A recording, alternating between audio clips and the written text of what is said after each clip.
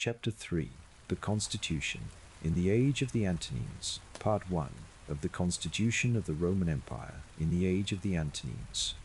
The obvious definition of a monarchy seems to be that of a state, in which a single person, by whatsoever name he may be distinguished, is entrusted with the execution of the laws, the management of the revenue, and the command of the army. But unless public liberty is protected by intrepid and vigilant guardians, the authority of so formidable a magistrate will soon degenerate into despotism.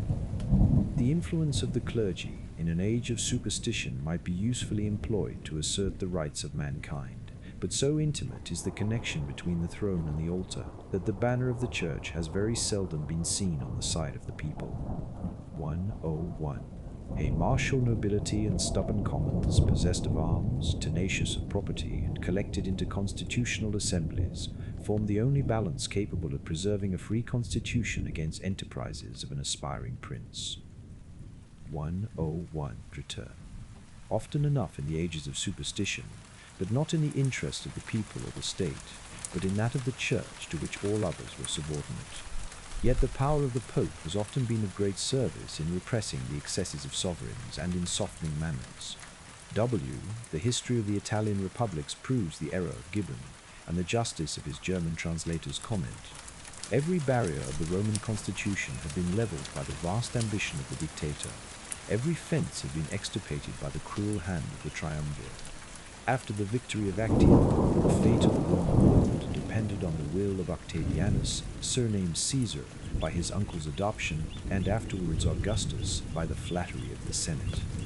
The conqueror was at the head of 44 veteran legions, one conscious of their own strength and of the weakness of the constitution, habituated, during 20 years' civil war, to every act of blood and violence, and passionately devoted to the house of Caesar, from whence alone they had received, and expected the most lavish rewards. The provinces, long oppressed by the ministers of the Republic, sighed for the government of a single person, who would be the master, not the accomplice, of those petty tyrants. The people of Rome, viewing with a secret pleasure the humiliation of the aristocracy, demanded only bread and public shows, and were supplied with both by the liberal hand of Augustus. The rich and polite Italians, who had almost universally embraced the philosophy of Epicurus, enjoyed the present blessings of ease and tranquility, and suffered not the pleasing dream to be interrupted by the memory of their old tumultuous freedom.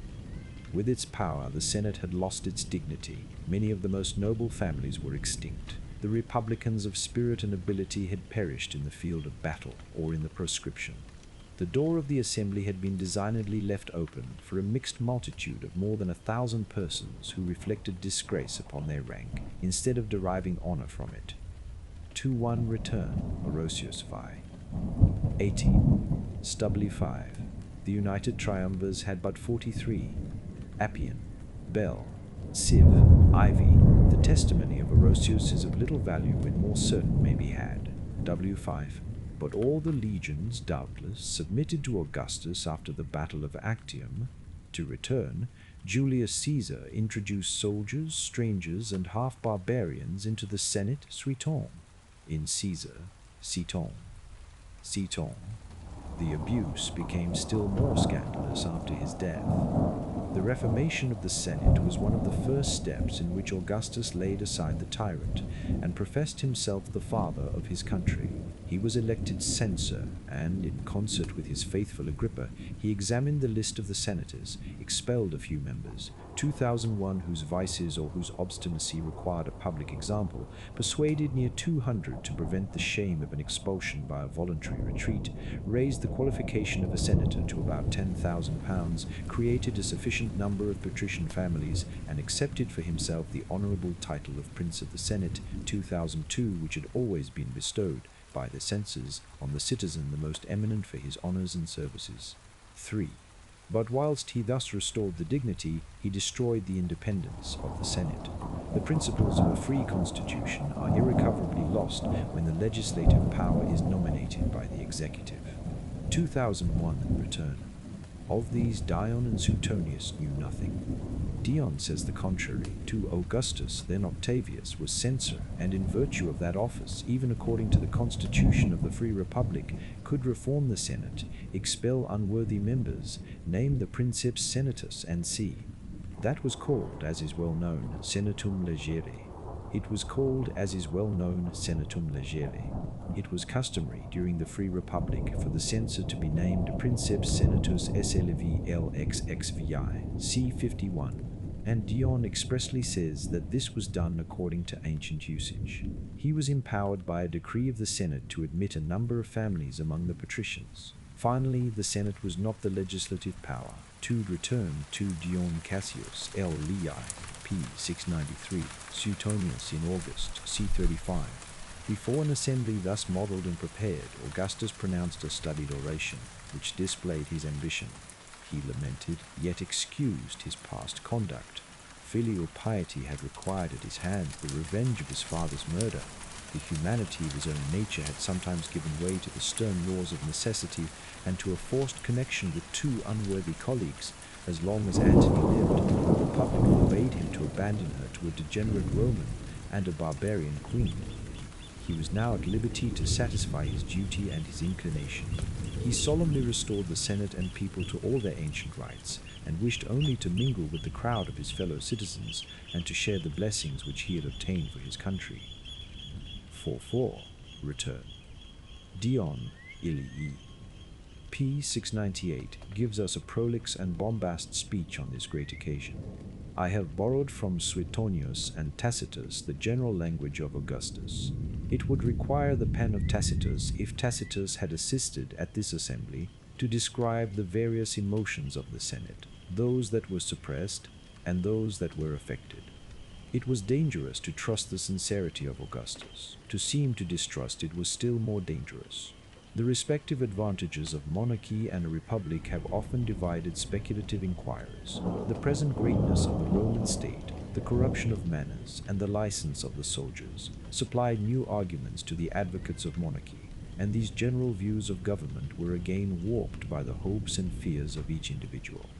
Amidst this confusion of sentiments, the answer of the Senate was unanimous and decisive.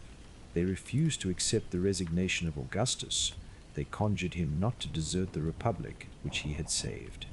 After a decent resistance, the crafty tyrant submitted to the orders of the Senate and consented to receive the government of the provinces and the general command of the Roman armies under the well-known names of proconsul and imperator.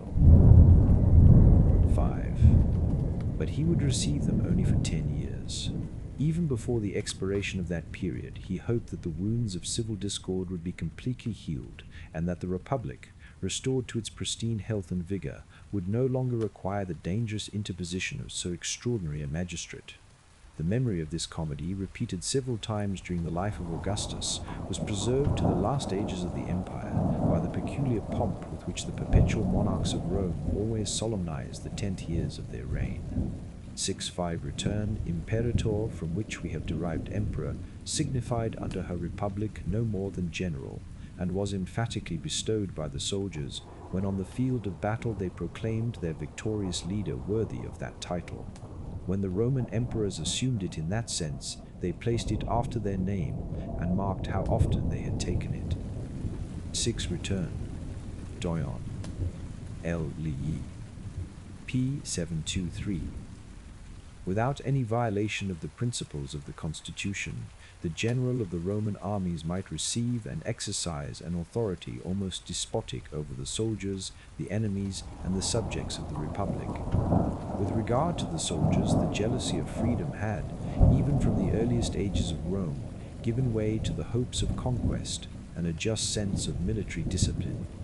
The dictator, or consul, had a right to command the service of the Roman youth, and to punish an obstinate or cowardly disobedience by the most severe and ignominious penalties, by striking the offender out of the list of citizens, by confiscating his property, and by selling his person into slavery. The most sacred rights of freedom, confirmed by the Porcian and Sempronian laws, were suspended by the military engagement. In his camp, the general exercised an absolute power of life and death. His jurisdiction was not confined by any forms of trial or rules of proceeding. and the execution of the sentence was immediate and without appeal. 8. The choice of the enemies of Rome was regularly decided by the legislative authority. The most important resolutions of peace and war were seriously debated in the Senate and solemnly ratified by the people. But when the arms of the legions were carried to a great distance from Italy, the general assumed the liberty of directing them against whatever people and in whatever manner they judged most advantageous for the public service. It was from the success, not from the justice of their enterprises, that they expected the honors of a triumph. In the use of victory, especially after they were no longer controlled by the commissioners of the Senate, they exercised the most unbounded despotism. When Pompey commanded in the east, he rewarded his soldiers and allies, dethroned princes, divided kingdoms, founded colonies, and distributed the treasures of Mithridates.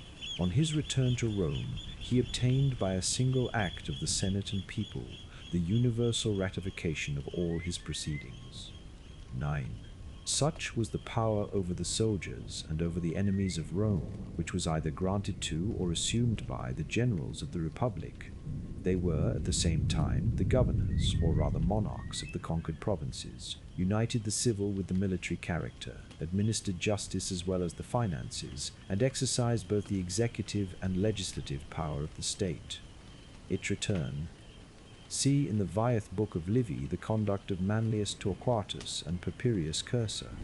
They violated the laws of nature and humanity, but they asserted those of military discipline, and the people, who abhorred the action, was obliged to respect the principle. 9. Return. By the lavish but unconstrained suffrages of the people, Pompey had obtained a military command scarcely inferior to that of Augustus. Among the extraordinary acts of power executed by the former, we may remark the foundation of 29 cities and the distribution of 3 or 4 millions sterling to his troops. The ratification of his acts met with some opposition and delays in the Senate. See Plutarch, Appian, Dion Cassius, and the first book of the Epistles to Atticus. From what has already been observed in the first chapter of this work, some notion may be formed of the armies and provinces thus entrusted to the ruling hand of Augustus. But as it was impossible that he could personally command the regions of so many distant frontiers, he was indulged by the Senate, as Pompey had already been, in the permission of devolving the execution of his great office on a sufficient number of lieutenants. In rank and authority, these officers seemed not inferior to the ancient proconsuls, but their station was dependent and precarious. They received and held their commissions at the will of a superior, to whose auspicious influence the merit of their action was legally attributed. 10. They were the representatives of the emperor. The emperor alone was the general of the republic, and his jurisdiction, civil as well as military, extended over all the conquests of Rome. It was some satisfaction, however, to the Senate that he always delegated his power to the members of their body. The imperial lieutenants were of consular or praetorian dignity. The legions were commanded by senators, and the prefecture of Egypt was the only important trust committed to a Roman knight. 10. Return. Under the Commonwealth, a triumph could only be claimed by the general, who was authorized to take the auspices in the name of the people. By an exact consequence drawn from this principle of policy and religion, the triumph was reserved to the emperor, and his most successful lieutenants were satisfied with some marks of distinction, which, under the name of triumphal honors, were invented in their favor. Within 6 days after Augustus had been compelled to accept so very liberal a grant, he resolved to gratify the pride of the Senate by an easy sacrifice. He represented to them that they had enlarged his powers even beyond that degree which might be required by the melancholy condition of the times. They had not permitted him to refuse the laborious command of the armies and the frontiers, but he must insist on being allowed to restore the more peaceful and secure provinces to the mild administration of the civil magistrate. In the division of the provinces, Augustus provided for his own power and for the dignity of the republic. The proconsuls of the Senate, particularly those of Asia, Greece, and Africa, enjoyed a more honorable character than the lieutenants of the emperor, who commanded in Gaul or Syria. The former were attended by lictors, the latter by soldiers. 1005. A law was passed that wherever the emperor was present, his extraordinary commission should supersede the ordinary jurisdiction of the governor. A custom was introduced that the new conquest belonged to the imperial portion, and it was soon discovered that the authority of the prince, the favorite epithet of Augustus, was the same in every part of the empire. 1005 Return. This distinction is without foundation. The lieutenants of the emperor, who were called propraetors, whether they had been praetors or consuls, were attended by 6 lictors, those who had the right of the sword, tough life and death over the soldiers. M bore the military habit, paludamentum, and the sword. The provincial governors commissioned by the Senate, who, whether they had been consuls or not, were called proconsuls, had 12 lictors when they had been consuls, and 6 only when they had but been praetors. The provinces of Africa and Asia were only given to ex-consuls. See On the Organization of the Provinces, Dion Lii, 1216 Strabo XVI 840. W. In return for this imaginary concession, Augustus obtained an important privilege, which rendered him master of Rome and Italy. By a dangerous exception to the ancient maxims, he was authorized to preserve his military command, supported by a numerous body of guards, even in time of peace and in the heart of the capital.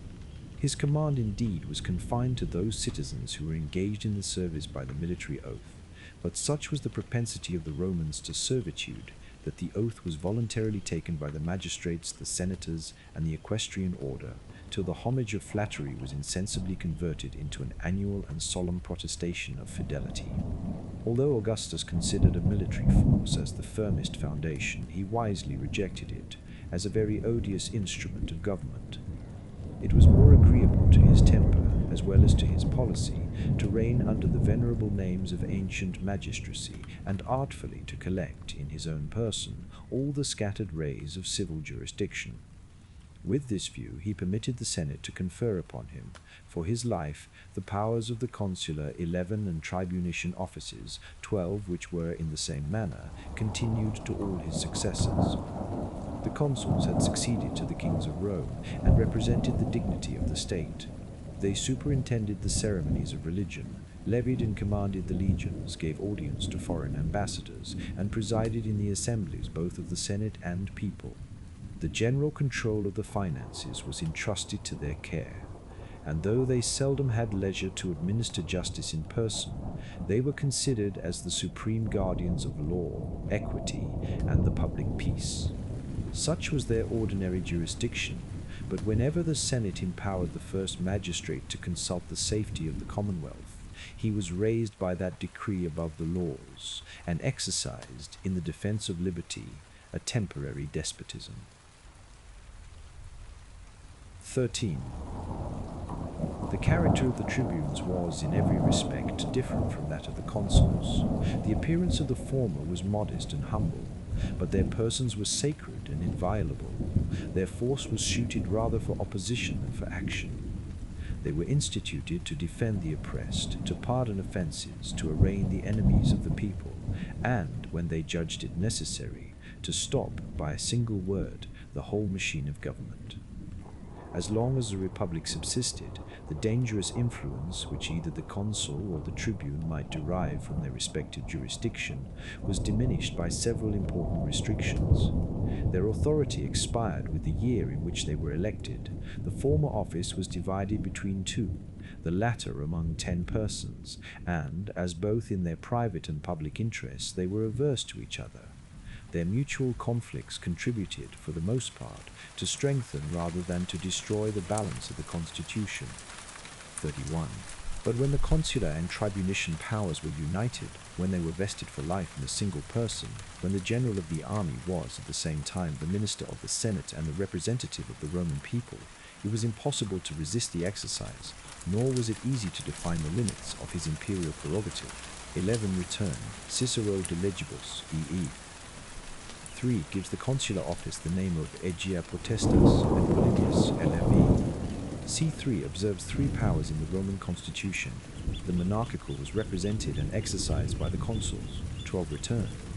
As the tribunician power, distinct from the annual office, was first invented by the dictator Caesar Dion LX Liv. p. 384, we may easily conceive that it was given as a reward for having so nobly asserted by arms the sacred rights of the tribunes and people. See his own commentaries, de Bell. Ines 13 return. Augustus exercised 9 annual consulships without interruption. He then most artfully refused the magistracy as well as the dictatorship, absented himself from Rome, and waited till the fatal effects of tumult and faction forced the Senate to invest him with a perpetual consulship. Augustus, as well as his successors, affected, however, to conceal so invidious a title. The note of M. Guizot on the tribunician power applies to the French translation rather than to the original.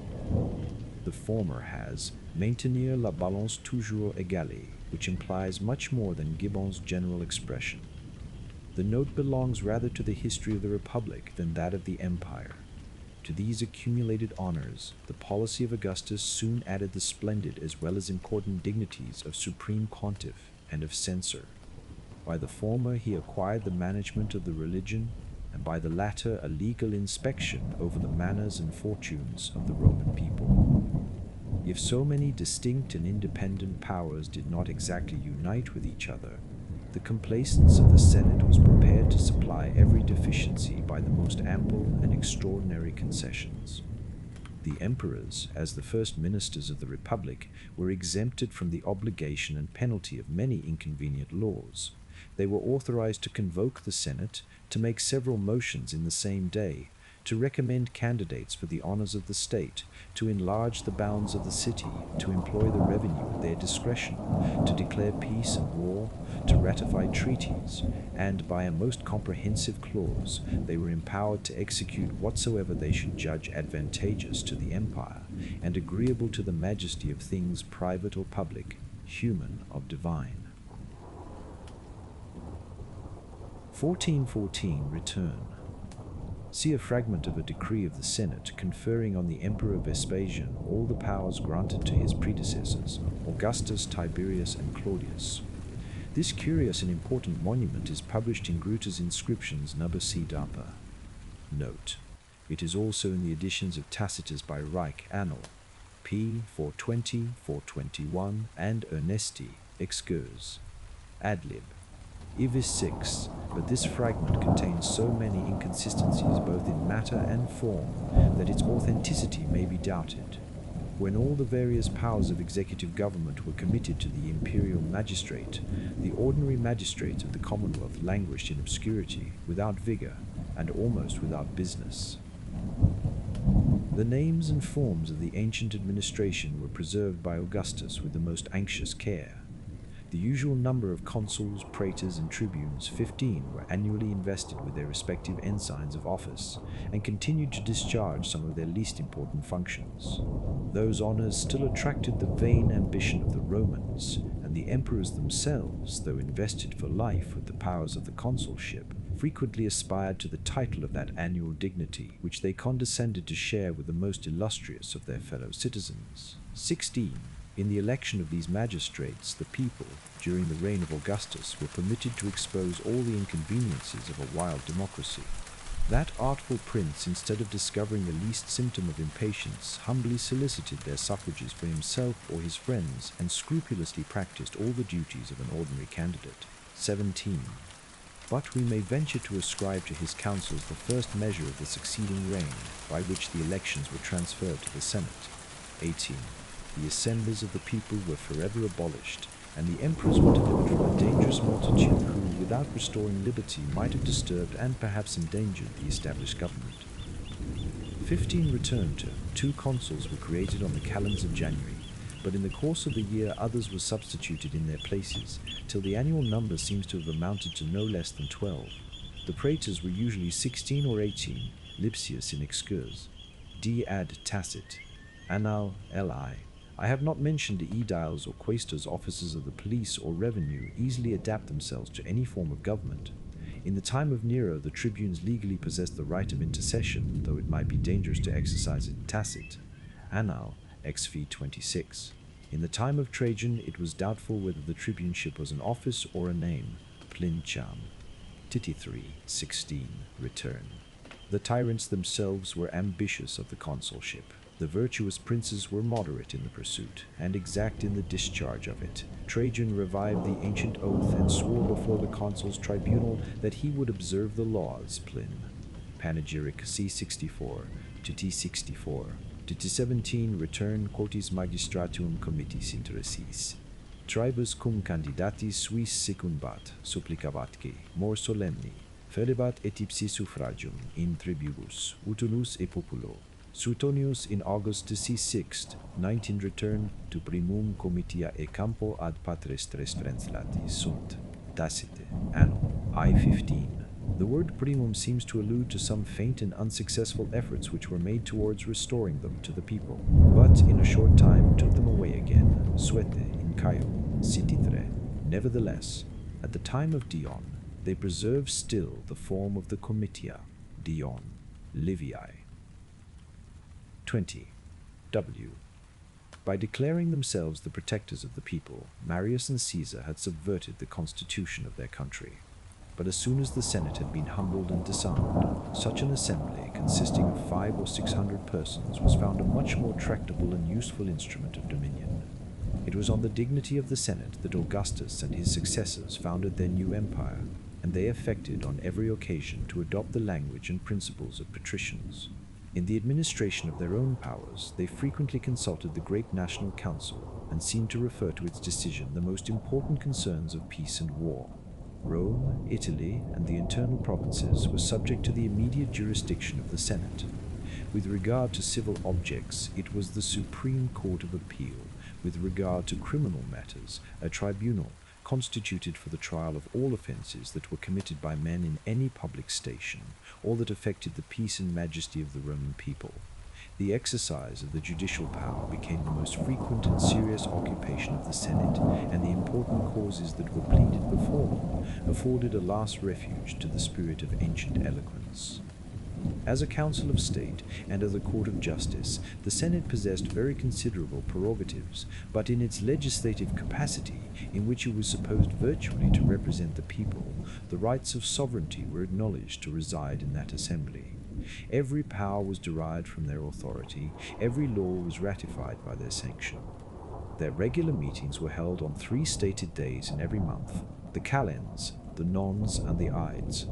The debates were conducted with decent freedom, and the emperors themselves, who gloried in the name of senators, sat, voted, and divided with their equals. To resume, in a few words, the system of the imperial government, as it was instituted by Augustus and maintained by those princes who understood their own interest and that of the people, it may be defined an absolute monarchy disguised by the forms of a commonwealth. The masters of the Roman world surrounded their throne with darkness, concealed their irresistible strength, and humbly professed themselves the accountable ministers of the Senate, whose supreme decrees they dictated and obeyed. 1919 returned Dion Cassius LWE.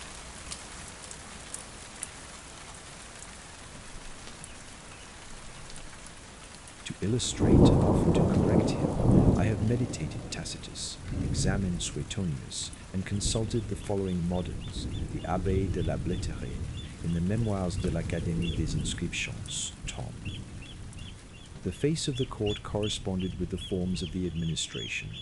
The emperors, if we accept those tyrants whose capricious folly violated every law of nature and decency, disdained that pomp and ceremony which might offend their countrymen, but could add nothing to their real power. In all the offices of life, they affected to confound themselves with their subjects, and maintained with them an equal intercourse of visits and entertainments. Their habit, their palace, their table, were suited only to the rank of an opulent senator. Their family, however numerous or splendid, was composed entirely of their domestic slaves and freedmen. 20 Augustus or Trajan would have blushed at employing the meanest of the Romans in those menial offices, which, in the household and bedchamber of a limited monarch, are so eagerly solicited by the proudest nobles of Britain. 20 return. A weak prince will always be governed by his domestics. The power of slaves aggravated the shame of the Romans, and the Senate paid court to a Pallas or a Narcissus. There is a chance that a modern favorite may be a gentleman.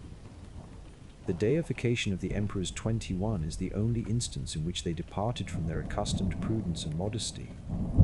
The Asiatic Greeks were the first inventors, the successors of Alexander, the first objects of this servile and impious mode of adulation.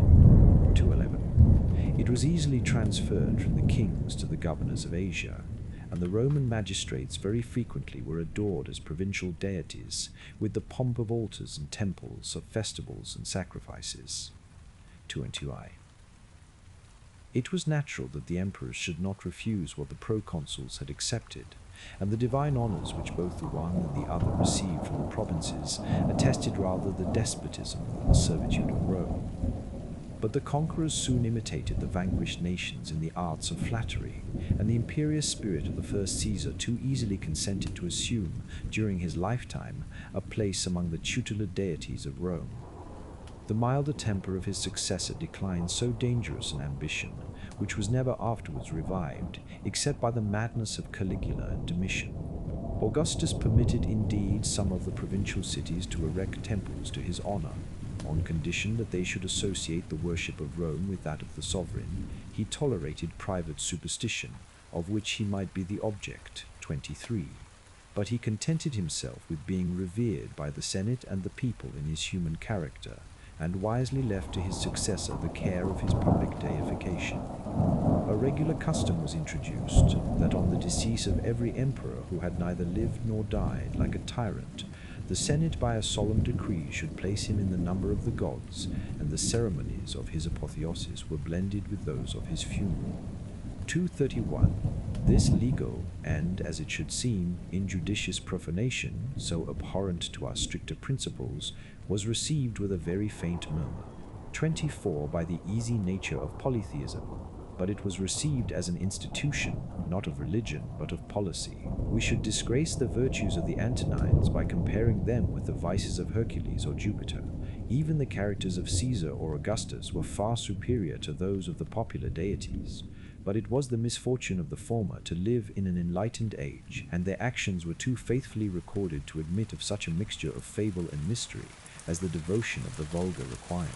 As soon as their divinity was established by law, it sunk into oblivion without contributing either to their own fame or to the dignity of succeeding princes. 21. Fore de consecratione principium.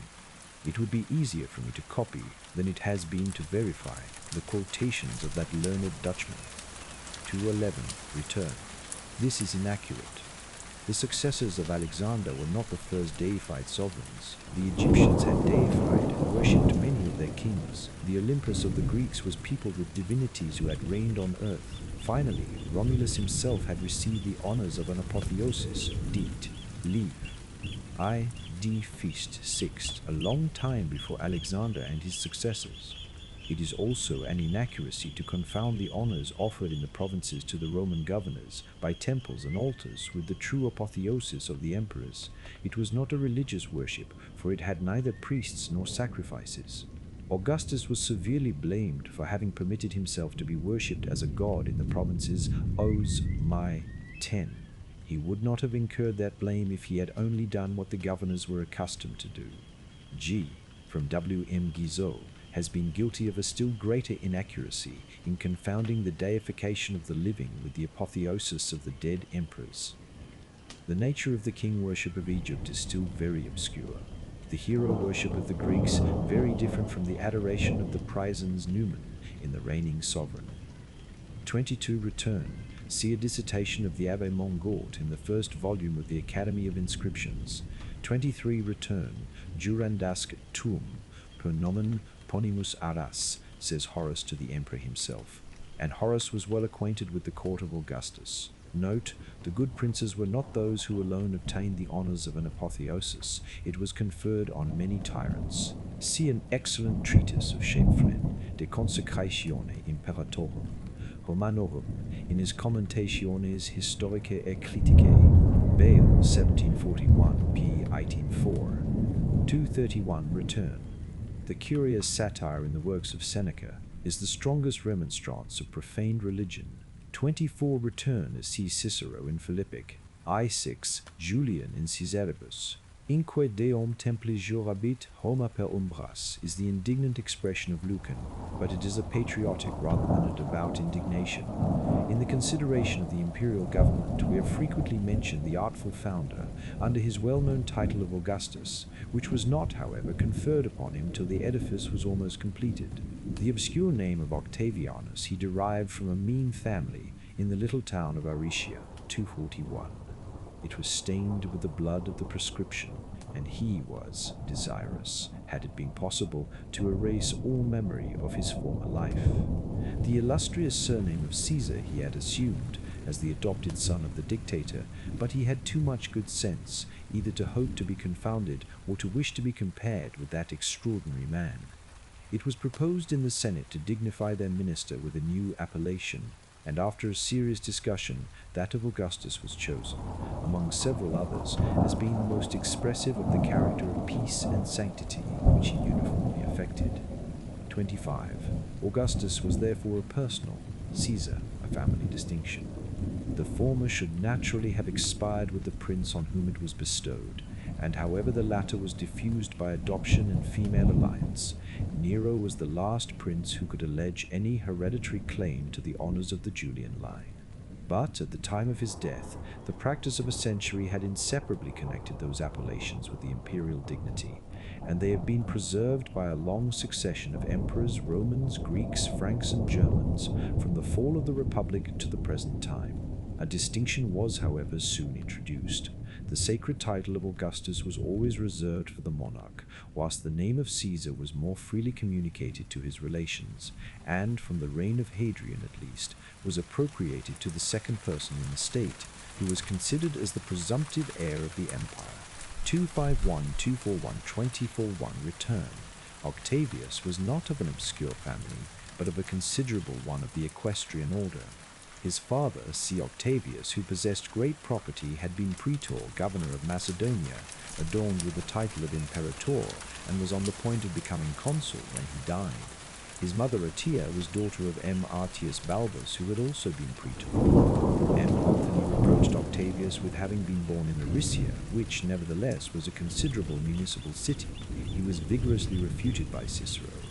Philip Gibbon probably meant that the family had but recently emerged into notice. Miss 25 returned Dion. Cassius, L. Lee.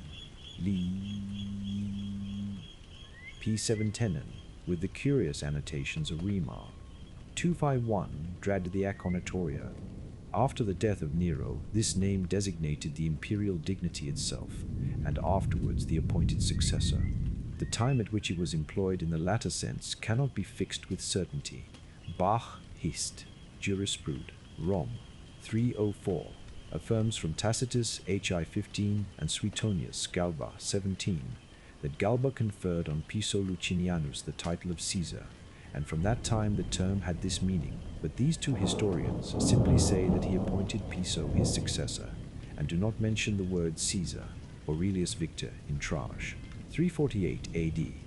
Artson says that Hadrian first received this title on his adoption, but as the adoption of Hadrian is still doubtful, and besides this, as Trajan, on his deathbed, was not likely to have created a new title for his successor, it is more probable that Aelius Verus was the first who was called Caesar when adopted by Hadrian. In Aelio Vero, 1002, W. Chapter 3, The Constitution, in the Age of the Antonines. Part 2. The tender respect of Augustus for a free constitution which he had destroyed can only be explained by an attentive consideration of the character of that subtle tyrant. A cool head, an unfeeling heart, and a cowardly disposition prompted him at the age of 19 to assume the mask of hypocrisy, which he never afterwards laid aside. With the same hand, and probably with the same temper, he signed the proscription of Cicero and the pardon of Cinna. His virtues and even his vices were artificial, and according to the various dictates of his interest, he was at first the enemy, and at last the father, of the Roman world. 26. When he framed the artful system of the imperial authority, his moderation was inspired by his fears. He wished to deceive the people by an image of civil liberty, and the armies by an image of civil government. 26 return. As Octavianus advanced to the banquet of the Caesars, his color changed like that of the chameleon, pale at first, then red, afterwards black. He at last assumed the mild livery of Venus and the Graces, Caesar's P339. This image, employed by Julian in his ingenious fiction, is just and elegant. But when he considers this change of character as real and ascribes it to the power of philosophy, he does too much honor to philosophy and to Octavianus, not to Octavianus. Aye, the death of Caesar was ever before his eyes.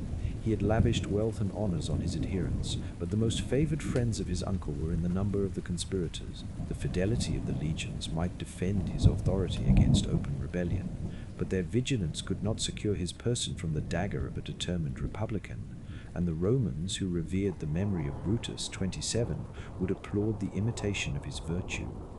Caesar had provoked his fate as much as by the ostentation of his power as by his power itself. The consul or the tribune might have reigned in peace. The title of king had armed the Romans against his life. Augustus was sensible that mankind is governed by names, nor was he deceived in his expectation that the Senate and people would submit to slavery, provided they were respectfully assured that they still enjoyed their ancient freedom. A feeble Senate and enervated people cheerfully acquiesced in the pleasing illusion, as long as it was supported by the virtue or even by the prudence of the successors of Augustus. It was a motive of self-preservation, not a principle of liberty, that animated the conspirators against Caligula, Nero, and Domitian. They attacked the person of the tyrant without aiming their blow at the authority of the emperor. 27. Return. 2 centuries after the establishment of monarchy, the Emperor Marcus Antoninus recommends the character of Brutus as a perfect model of Roman virtue. Note, in a very ingenious essay, Gibbon has ventured to call in question the preeminent virtue of Brutus. Misk Works, Ivan 95. There appears indeed one memorable occasion in which the Senate, after 70 years of patience, made an ineffectual attempt to reassume its long-forgotten rights. When the throne was vacant by the murder of Caligula, the consuls convoked that assembly in the Capitol, condemned the memory of the Caesars, gave the watchword liberty to the few cohorts who faintly adhered to their standard, and during 48 hours acted as the independent chiefs of a free commonwealth. But while they deliberated, the Praetorian guards had resolved. The stupid Claudius, brother of Germanicus, was already in their camp, invested with the imperial purple, and prepared to support his election by arms. The dream of liberty was at an end, and the Senate awoke to all the horrors of inevitable servitude. Deserted by the people and threatened by a military force, that feeble assembly was compelled to ratify the choice of the Praetorians and to embrace the benefit of an amnesty which Claudius had the prudence to offer and the generosity to observe. 2828 Return. It is much to be regretted that we have lost the part of Tacitus which treated of that transaction. We are forced to content ourselves with the popular rumors of Josephus and the imperfect hints of Dion and Suetonius. 2.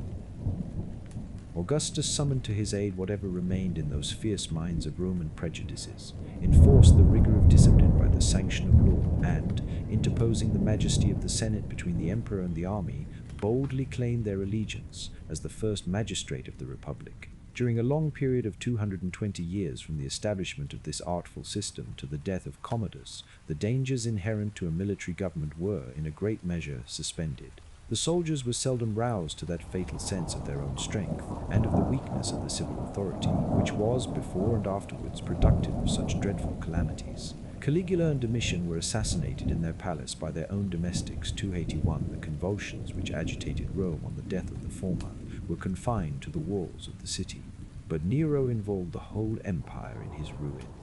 In the space of 18 months, 4 princes perished by the sword, and the Roman world was shaken by the fury of the contending armies. Excepting only this short though violent eruption of military license, the 2 centuries from Augustus 29 to Commodus passed away unstained with civil blood and undisturbed by revolutions. The emperor was elected by the authority of the Senate and the consent of the soldiers. 30. The legions respected their oath of fidelity, and it requires a minute inspection of the Roman annals to discover 3 inconsiderable rebellions, which were all suppressed in a few months, and without even the hazard of a battle. 2828-1. returned to Caligula, perished by a conspiracy formed by the officers of the Praetorian troops, and Domitian would not, perhaps, have been assassinated without the participation of the two chiefs of that guard in his death. 29. Return. Augustus restored the ancient severity of discipline. After the civil wars, he dropped the endearing name of fellow soldiers and called them only soldiers, suiton. In August, see the use Tiberius made of the Senate in the mutiny of the Pannonian legions, Cassit, Anno, E30. Return. These words seem to have been the constitutional language, see Tacit, Anno, Scii. 4. Note, this panegyric on the soldiery is rather too liberal. Claudius was obliged to purchase their consent to his coronation. The presents which he made, and those which the Praetorians received on other occasions, considerably embarrassed the finances. Moreover, this formidable guard favored in general the cruelties of the tyrants. The distant revolts were more frequent than Gibbon thinks. Already, under Tiberius, the legions of Germany would have seditiously constrained Germanicus to assume the imperial purple. On the revolt of Claudius Civilis, under Vespasian, the legions of Gaul murdered their general and offered their assistance to the Gauls who were in insurrection. Julius Sabinus made himself a proclaimed emperor, and see, the wars, the merit, and the severe discipline of Trajan, Hadrian, and the two Antonines established for some time a greater degree of subordination. The first was Camillus Scribonianus, who took up arms in Dalmatia against Claudius and was deserted by his own troops in 5 days. The second, L. Antonius, in Germany, who rebelled against Domitian, and the third, Avidius Cassius, in the reign of MMC, Antoninus. The two last reigned but a few months, and were cut off by their own adherents. We may observe that both Camillus and Cassius colored their ambition with the design of restoring the Republic, a task, said Cassius, peculiarly reserved for his name and family. In elective monarchies, the vacancy of the throne is a moment big with danger and mischief. The Roman emperors, desirous to spare the legions that interval of suspense and the temptation of an irregular choice, invested their designed successor with so large a share of present power as should enable him, after their decease, to assume the remainder without suffering the empire to perceive the change of masters. Thus Augustus, after all his fairer prospects had been snatched from him by untimely deaths, rested his last hopes on Tiberius, obtained for his adopted son the censorial and tribunician powers, and dictated a law by which the future prince was invested with an authority equal to his own over the provinces and the armies. Thus Vespasian subdued the generous mind of his eldest son. Titus was adored by the eastern legions, which, under his command, had recently achieved the conquest of Judea.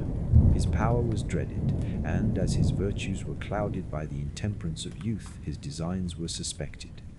Instead of listening to such unworthy suspicions, the prudent monarch associated Titus to the full powers of the imperial dignity, and the grateful son ever approved himself the humble and faithful minister of so indulgent a father. The good sense of Vespasian engaged him indeed to embrace every measure that might confirm his recent and precarious elevation.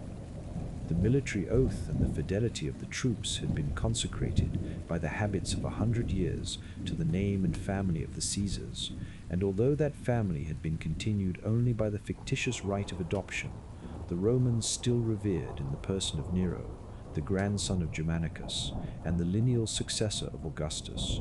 It was not without reluctance and remorse that the Praetorian guards had been persuaded to abandon the cause of the tyrant. 34. The rapid downfall of Galba, Otho, and Vitellius taught the armies to consider the emperors as the creatures of their will and the instruments of their license. The birth of Vespasian was mean. His grandfather had been a private soldier, his father a petty officer of the revenue. 35, his own merit had raised him in an advanced age to the empire, but his merit was rather useful than shining, and his virtues were disgraced by a strict and even sordid parsimony. Such a prince consulted his true interest by the association of a son, whose more splendid and amiable character might turn the public attention from the obscure origin to the future glories of the Flavian house. Under the mild administration of Titus, the Roman world enjoyed a transient felicity, and his beloved memory served to protect, above 15 years, the vices of his brother Domitian. 34. Return. This idea is frequently and strongly inculcated by Tacitus. See Hist. I5 16 II 76.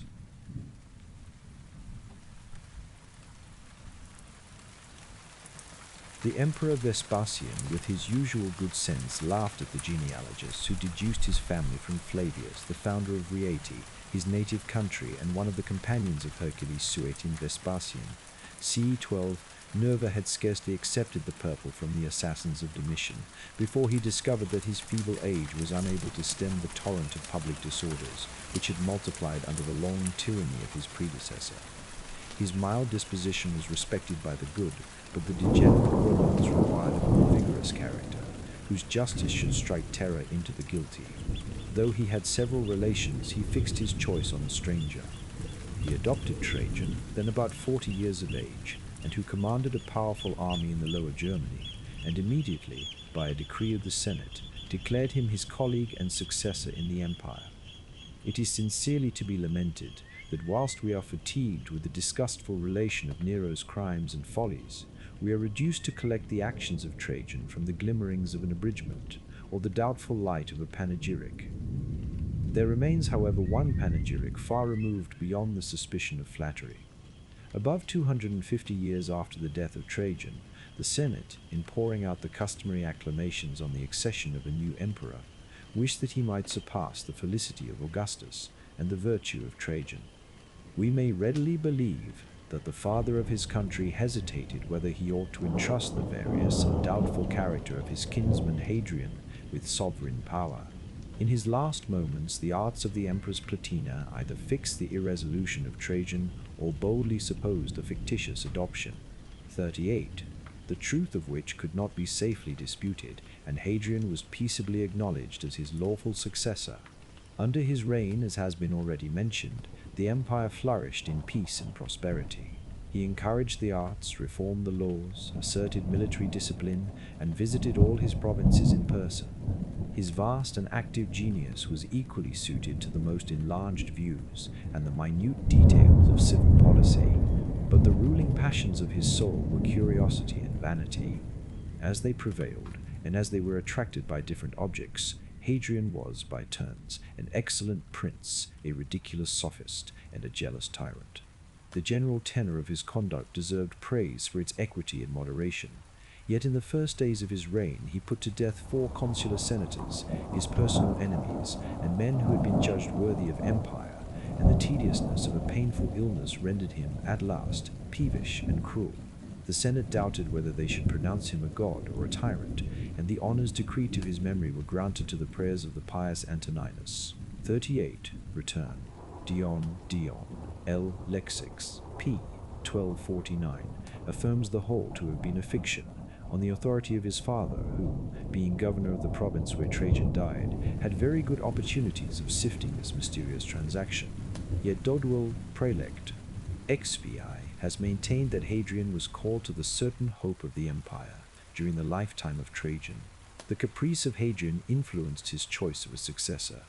After revolving in his mind several men of distinguished merit whom he esteemed and hated, he adopted Aelius Verus, a gay and voluptuous nobleman, recommended by uncommon beauty to the lover of Antinous.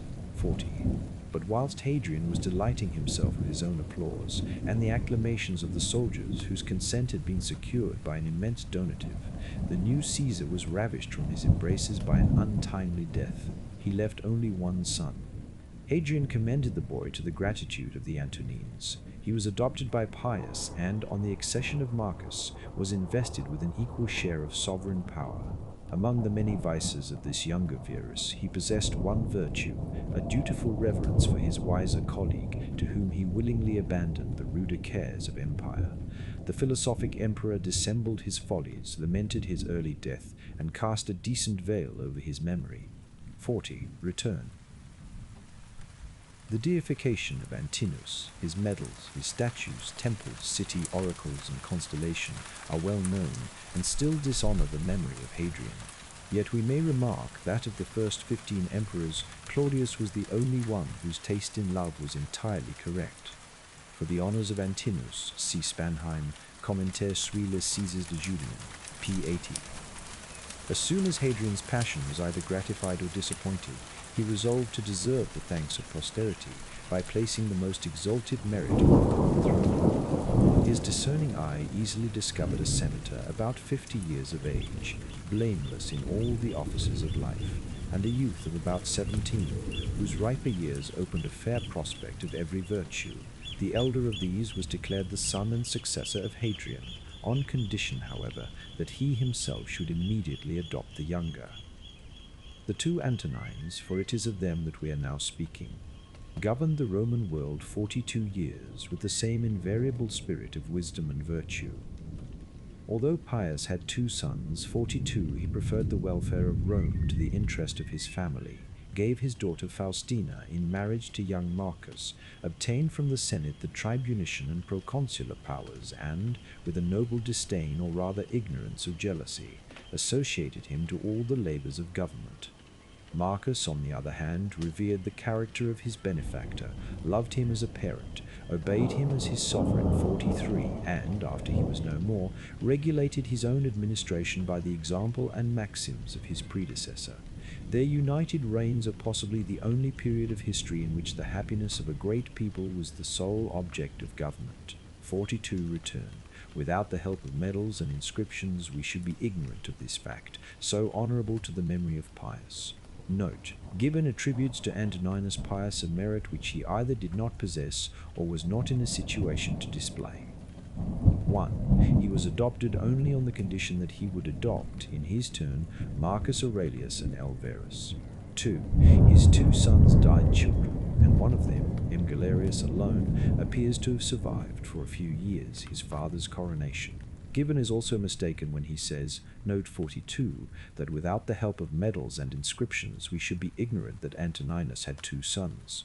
Capitolinus says expressly, cu.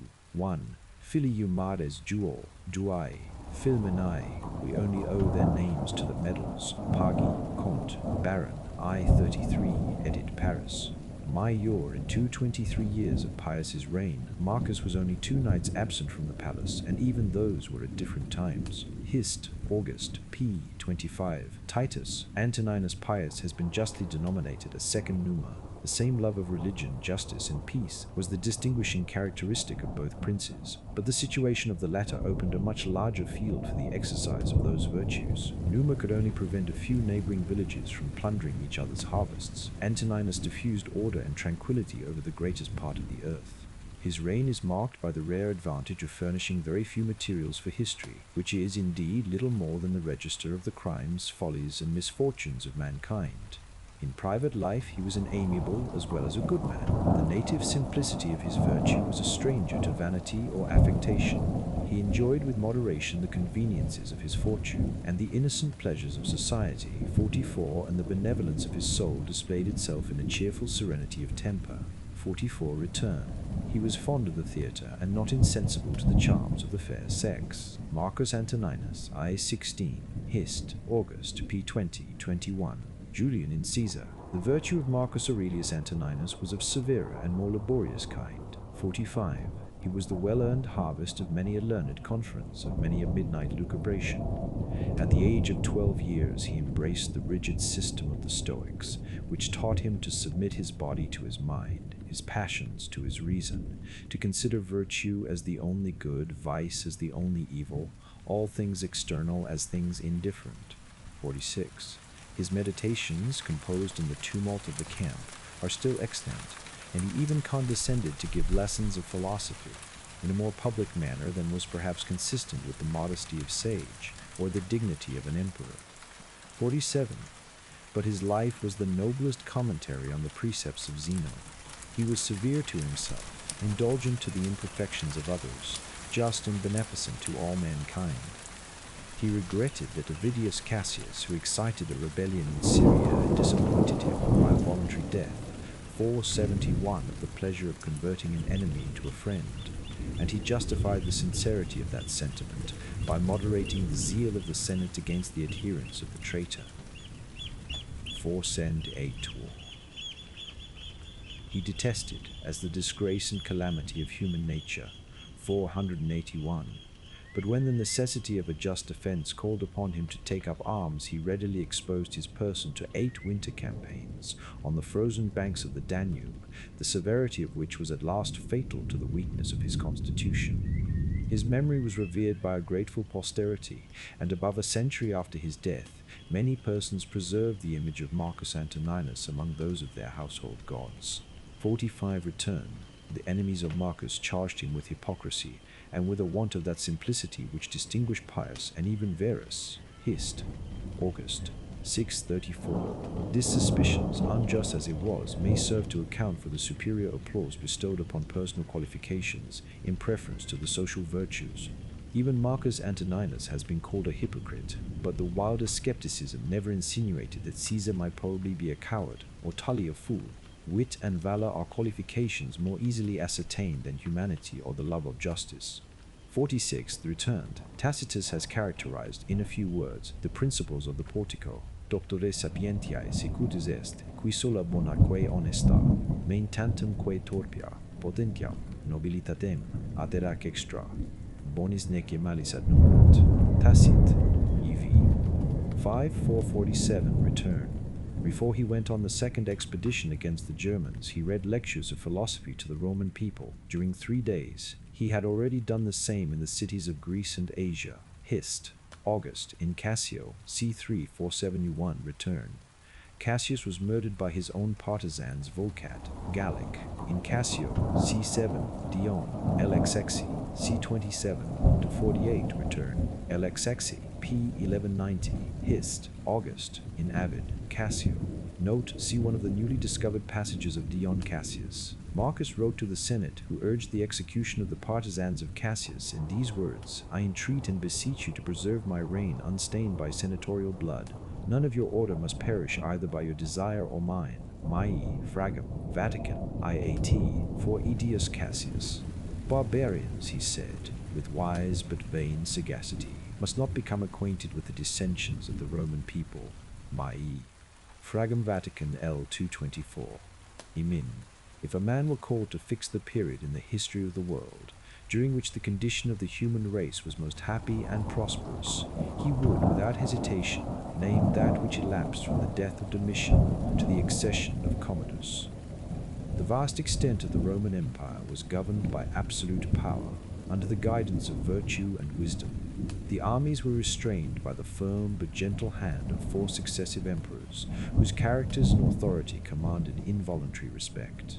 The forms of the civil administration were carefully preserved by Nerva, Trajan, Hadrian, and the Antonines, who delighted in the image of liberty, and were pleased with considering themselves as the accountable ministers of the wars. Such princes deserved the honor of restoring the Republic, had the Romans of their days been capable of enjoying a rational freedom. The labors of these monarchs were overpaid by the immense reward that inseparably waited on their success, by the honest pride of virtue, and by the exquisite delight of beholding the general happiness of which they were the authors. A just but melancholy reflection embittered, however, the noblest of human enjoyments. They must often have recollected the instability of a happiness which depended on the character of single man. The fatal moment was perhaps approaching, when some licentious youth or some jealous tyrant would abuse, to the destruction, that absolute power which they had exerted for the benefit of their people. The ideal restraints of the Senate and the lords might serve to display the virtues, but could never correct the vices of the emperor. The military force was a blind and irresistible instrument of oppression, and the corruption of Roman manners would always supply flatterers eager to applaud, and ministers prepared to serve, the fear or the avarice, the lust or the cruelty of their master. These gloomy apprehensions had been already justified by the experience of the Romans. The annals of the emperors exhibit a strong and various picture of human nature, which we should vainly seek among the mixed and doubtful characters of modern history. In the conduct of those monarchs we may trace the utmost lines of vice and virtue, the most exalted perfection, and the meanest degeneracy of our own species. The golden age of Trajan and the Antonines had been preceded by an age of iron. It is almost superfluous to enumerate the unworthy successors of Augustus. Their unparalleled vices and the splendid theatre on which they were acted have saved them from oblivion. The dark, unrelenting Tiberius, the furious Caligula, the feeble Claudius, the profligate and cruel Nero, the beastly Vitellius 50, and the timid, inhuman Domitian are condemned to everlasting infamy. During 80 years, excepting only the short and doubtful respite of Vespasian's reign, 51 Rome groaned beneath an unremitting tyranny which exterminated the ancient families of the Republic and was fatal to almost every virtue and every talent that arose in that unhappy period. 50 Return. Vitellius consumed in mere eating at least 6 millions of our money in about 7 months. It is not easy to express his vices with dignity or even decency. Tacitus fairly calls him a hog, but it is by substituting for a coarse word a very fine image. Et Vitellius autorum abditus ut ignava animalia quibus si sibum sugeras jacent torpentque praeterita instantia futura pari oblivione dimiserat, atque illum ne more ericino decidem et marcentum ansi tacit hist iii 36 ie 95 suiton in vitel c 13 Dion. Cassius LXV P26-2 51 Returnis Deriscus, and of the virtues Eponina, disgraced the reign of Vespasian. Under the reign of these monsters, the slavery of the Romans was accompanied with 2 peculiar circumstances, the one occasioned by their former liberty, the other by their extensive conquests, which rendered their condition more completely wretched than that of the victims of tyranny in any other age or country. From these causes were derived 1. The exquisite sensibility of escaping from the hand of the oppressor. When Persia was governed by the descendants of Sephi, a race of princes whose wanton cruelty often stained their divan, their table, and their bed with the blood of their favorites, there is a saying recorded of a young nobleman that he never departed from the Sultan's presence without satisfying himself whether his head was still on his shoulders. The experience of every day might almost justify the skepticism of Rustan, yet the fatal sword, suspended above him by a single thread, seems not to have disturbed the slumbers or interrupted the tranquility of the Persian. The monarch's frown, he well knew, could level him with the dust, but the stroke of lightning or apoplexy might be equally fatal, and it was the part of a wise man to forget the inevitable calamities of human life in the enjoyment of the fleeting hour. He was dignified with the appellation of the king's slave, had, perhaps, been purchased from obscure parents in a country which he had never known, and was trained up from his infancy in the severe discipline of the seraglio. 53. His name, his wealth, his honors were the gift of a master who might, without injustice, resume what he had bestowed. Rustan's knowledge, if he possessed any, could only serve to confirm his habits by prejudices. His language afforded not words for any form of government except absolute monarchy. The history of the East informed him that such had ever been the condition of mankind. 54. The Koran and the interpreters of that divine book inculcated to him that the Sultan was the descendant of the Prophet, and the vicegerent of heaven, that patience was the first virtue of a Mussulman, and unlimited obedience the great duty of a subject. 53. Return. The practice of raising slaves to the great offices of state is still more common among the Turks than among the Persians. The miserable countries of Georgia and Circassia supply rulers to the greatest part of the East. To 54 Return says that European travelers have diffused among the Persians some ideas of the freedom and mildness of our governments. They have done them a very ill office. The minds of the Romans were very differently prepared for slavery. Oppressed beneath the weight of their own corruption and of military violence, they for a long while preserved the sentiments, or at least the ideas, of their free-born ancestors. The education of Helvidius and Thrasea, of Tacitus and Pliny, was the same as that of Cato and Cicero. From Grecian philosophy, they had imbibed the justest and most liberal notions of the dignity of human nature and the origin of civil society. The history of their own country had taught them to revere a free, a virtuous, and a victorious commonwealth, to abhor the successful crimes of Caesar and Augustus, and inwardly to despise those tyrants whom they adored with the most abject flattery. As magistrates and senators they were admitted into the great council, which had once dictated laws to the earth, whose authority was so often prostituted to the vilest purposes of tyranny. Tiberius and those emperors who adopted his maxims attempted to disguise their murders by the formalities of justice, and perhaps enjoyed a secret pleasure in rendering the Senate their accomplice as well as their victim. By this assembly, the last of the Romans were condemned for imaginary crimes and real virtues. Their infamous accusers assumed the language of independent patriots who arraigned a dangerous citizen before the tribunal of his country, and the public service was rewarded by riches and honors. 55. The servile judges professed to assert the majesty of the Commonwealth, violated in the person of its first magistrate, 56, whose clemency they most applauded when they trembled the most at his inexorable and impending cruelty. 57. The tyrant beheld their baseness with just contempt, and encountered their secret sentiments of detestation with sincere and avowed hatred for the whole body of the Senate. 55. Return. They alleged the example of Scipio and Cato, Tacit, Annal, i.e. 66. Marcellus Epirus and Crispus Vibius had acquired 2.5 millions under Nero. Their wealth, which aggravated their crimes, protected them under Vespasian. CEV 43. To Orator. For one accusation, Regulus, the just object of Pliny's satire, received from the Senate the consular ornaments and a present of £60,000. 56. Return. The crime of majesty was formerly a treasonable offense against the Roman people. As tribunes of the people, Augustus and Tiberius applied tit to their own persons and extended it to an infinite latitude. Note, it was Tiberius, not Augustus, who first took in this sense the words crimen laesae majestatis. Baci Trajanus, 27. 57. Returned after the virtuous and unfortunate widow of Germanicus had been put to death. Tiberius received the thanks of the Senate for his clemency. She had not been publicly strangled, nor was the body drawn with a hook to the Germoniae, where those of common malefactors were exposed. See Tacit, Annal, Vi 25, Suce Shul. The division of Europe into a number of independent states, connected, however, with each other by the general resemblance of religion, language, and manners, is productive of the most beneficial consequences to the liberty of mankind. A modern tyrant who should find no resistance either in his own breast or in his people would soon experience a gentle restraint from the example of his equals, the dread of present censure, the advice of his allies, and the apprehension of his enemies.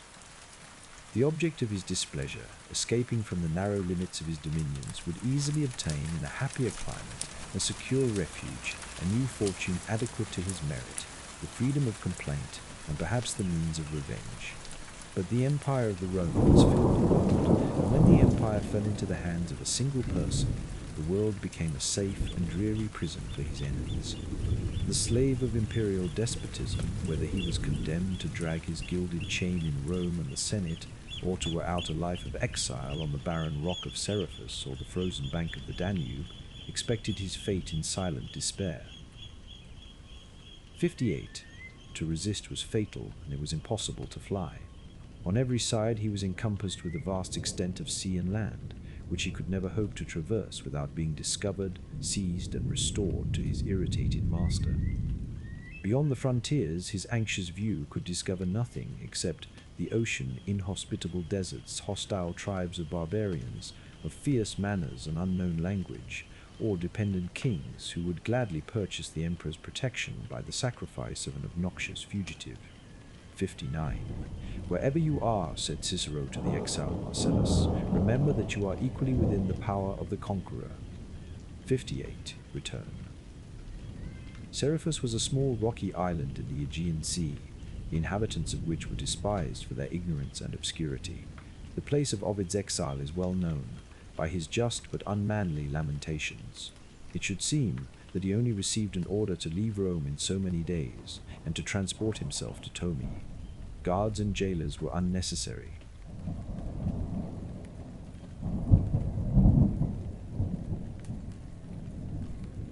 Into Tiberius, a Roman knight attempted to fly to the Parthians. He was stopped in the straits of Sicily, but so little danger did there appear in the example that the most jealous of tyrants disdained to punish it. Tacit, Annal, v. 14, 20 years.